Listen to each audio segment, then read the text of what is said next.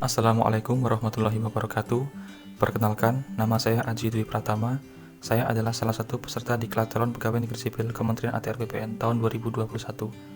Pada video kali ini, saya akan menjelaskan sedikit mengenai ringkasan materi dari agenda 3, yakni tentang kedudukan dan peran PNS dalam NKRI. Modul yang pertama adalah tentang manajemen ASN. Pada modul ini, kita akan belajar mengenai kedudukan, peran, hak dan kewajiban, dan kode etik ASN, konsep sistem merit dalam pengelolaan ASN, dan mekanisme pengelolaan ASN. Sebenarnya siapa itu ASN atau aparatur sipil negara? ASN terdiri dari PNS atau pegawai negeri sipil dan P3K atau pegawai pemerintah dengan perjanjian kerja. ASN berkedudukan sebagai unsur aparatur negara yang menjalankan kebijakan yang ditetapkan oleh pimpinan instansi pemerintah serta harus bebas dari pengaruh dan intervensi semua golongan dan partai politik. ASN berperan sebagai perencana, pelaksana, dan pengawas penyelenggaraan tugas umum pemerintahan dan pembangunan nasional melalui pelaksanaan kebijakan dan pelayanan publik yang profesional, bebas dari intervensi politik, serta bersih dari praktik korupsi, kolusi, dan nepotisme. Ada 3 tugas ASN. Yang pertama adalah melaksanakan kebijakan yang dibuat oleh pejabat pembina kepegawaian. Yang kedua adalah memberikan pelayanan publik yang profesional dan berkualitas. Dan yang ketiga adalah mempererat persatuan dan kesatuan NKRI. Berikut ini adalah kewajiban dan hak ASN, di mana hak antara PNS dan hak P3K dibedakan dengan adanya jaminan pensiun dan jaminan hari tua untuk PNS. Sumber-sumber kode etik ASN dapat dilihat dari slide berikut ini. Kemudian, fungsi dari kode etik ASN yang pertama adalah sebagai pedoman, kemudian sebagai standar penilaian sifat, perilaku, dan tindakan, dan yang ketiga adalah sebagai panduan norma bagi aparat birokrasi dalam menjalankan tugas. Sistem merit adalah kebijakan dan manajemen ASN yang berdasarkan pada kualifikasi, kompetensi, dan kinerja secara adil dan wajar, dengan tanpa membedakan latar belakang politik, ras, warna kulit, agama, asal-usul, jenis kelamin, status pernikahan, umur, atau kondisi kesehatan. Manfaat sistem merit dapat dirasakan baik bagi organisasi maupun bagi ASN. Bagi organisasi yaitu untuk mendukung keberadaan prinsip akuntabilitas yang saat ini menjadi tuntutan dalam sektor publik. Sementara bagi ASN untuk menjamin keadilan dan juga menyediakan ruang keterbukaan dalam perjalanan karir seorang pegawai. Ada 3 prinsip sistem merit. Yang pertama adalah keadilan dan kewajaran, yang kedua adalah objektif, dan yang ketiga adalah berbasis kinerja. Beberapa pelaksanaan sistem merit dapat dilaksanakan yang pertama dengan penyusunan dan penetapan kebutuhan, kemudian penilaian kinerja, dan pengembangan kompetensi, promosi, mutasi, dan penghargaan. Berikut ini adalah alur dari manajemen PNS.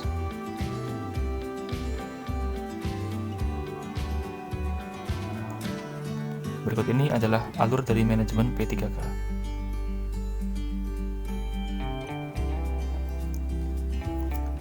Pengelolaan jabatan pimpinan tinggi atau JPT dilaksanakan dengan alur sebagai berikut. Yang pertama adalah pengisian JPT di instansi pusat, pengisian JPT di instansi daerah, penggantian JPT, pengawasan dalam proses pengisian JPT, dan pegawai ASN yang menjadi pejabat.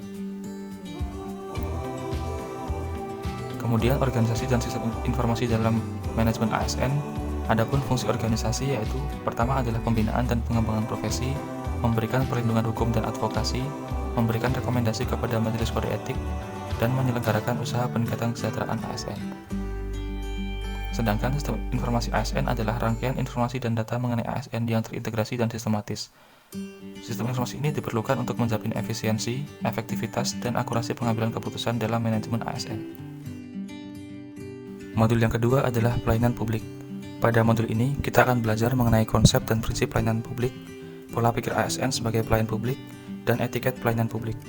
Pelayanan publik adalah kegiatan atau rangkaian kegiatan dalam rangka pemenuhan kebutuhan pelayanan sesuai dengan peraturan perundang-undangan bagi setiap warga negara dan penduduk atas barang, jasa, dan atau pelayanan administratif yang disediakan oleh penyelenggara pelayanan publik. Terdapat 3 unsur pelayanan publik. Yang pertama adalah organisasi penyelenggara pelayanan publik, kemudian penerima layanan yang dapat berupa orang, masyarakat, atau organisasi yang berkepentingan, dan yang ketiga adalah kepuasan yang dirasakan oleh penerima layanan.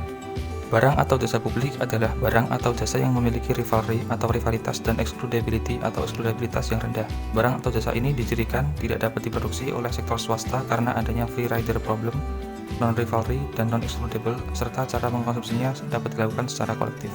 Berikut ini adalah tahapan perkembangan paradigma pelayanan, dimulai dari OPA atau Old Public Administration, kemudian New Public Management, dan yang saat ini adalah New Public Services. Berikut ini adalah prinsip-prinsip dalam pelayanan publik, yaitu partisipatif, transparan, responsif, non-diskriminatif, mudah dan murah, efektif dan efisien, aksesibel, akuntabel, dan berkeadilan. Hal-hal fundamental dalam pelayanan publik yang pertama adalah pelayanan publik merupakan hak warga negara sebagai amanat konstitusi. Yang kedua adalah pelayanan publik diselenggarakan dengan pajak yang dibayar oleh warga negara. Pelayanan publik diselenggarakan dengan tujuan untuk mencapai hal-hal yang strategis.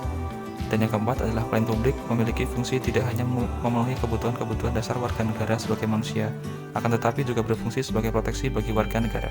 Bentuk-bentuk patologi birokrasi yang pertama adalah penggelembungan organisasi, duplikasi tugas dan fungsi, red tape, konflik kewenangan, korupsi, kolusi, dan nepotisme, dan sikap untuk enggan berubah. Budaya birokrasi yang melayani dapat diwujudkan yang pertama adalah memiliki kode etik untuk mengatur hal-hal apa saja yang secara etis boleh dan tidak boleh dilakukan. Kemudian menjadikan prinsip melayani sebagai suatu kebanggaan, memiliki code of conduct atau SOP yang jelas dalam memberikan pelayanan, dan memiliki etika profesionalisme sebagai seorang birokrat. Prinsip-prinsip pelayanan prima yang pertama adalah responsif terhadap pelanggan atau paham pelanggan.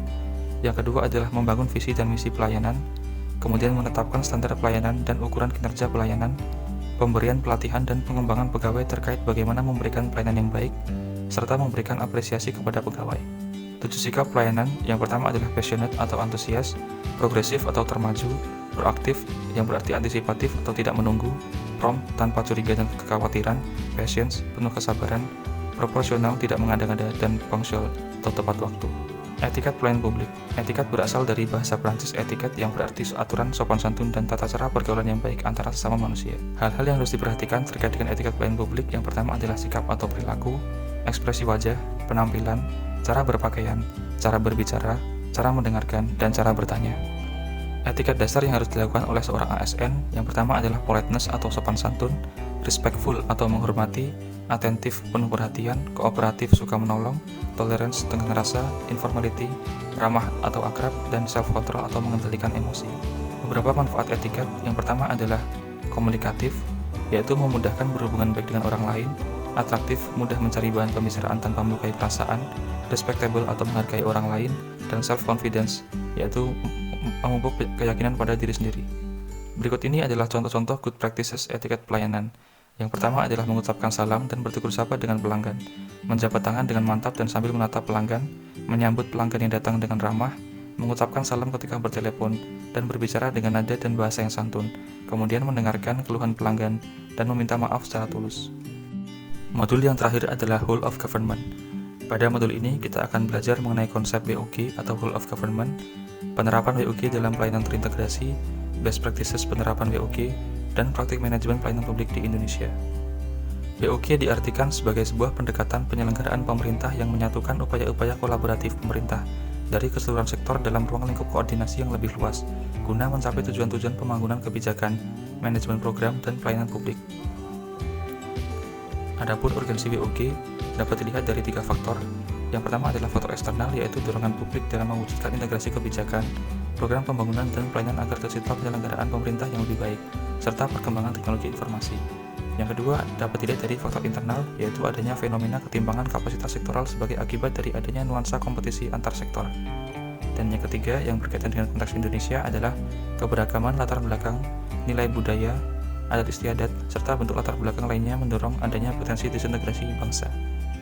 Adapun kategori hubungan kelembagaan dapat dibagi menjadi sebagai berikut, dengan kategori koordinasi, integrasi, dan kedekatan dan pelibatan. Praktik WOG dapat dilakukan yang pertama dengan penguatan koordinasi antar lembaga, membentuk lembaga koordinasi khusus, membentuk gugus tugas, dan koalisi sosial.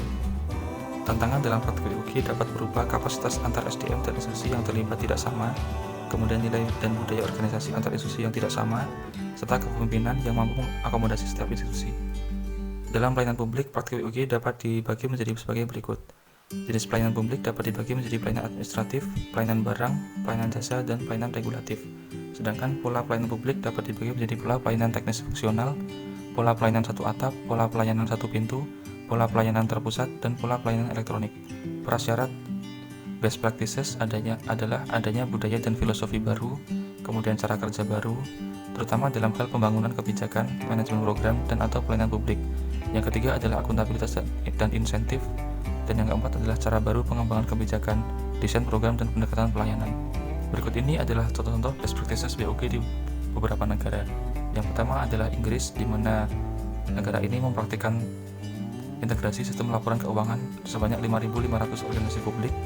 Kemudian Australia, yaitu dengan integrasi antar lembaga di semua tingkatan dan pendekatan pelayanan publik kepada masyarakat. Amerika Serikat, yang berfokus pada isu keamanan nasional serta pemanfaatan teknologi informasi dalam menyatukan pemerintahan di semua tingkatan. Dan Malaysia, yang memberikan layanan yang lebih terintegrasi dan cepat, serta memastikan bahwa setiap keluhan dari masyarakat harus diterima dan direspons segera.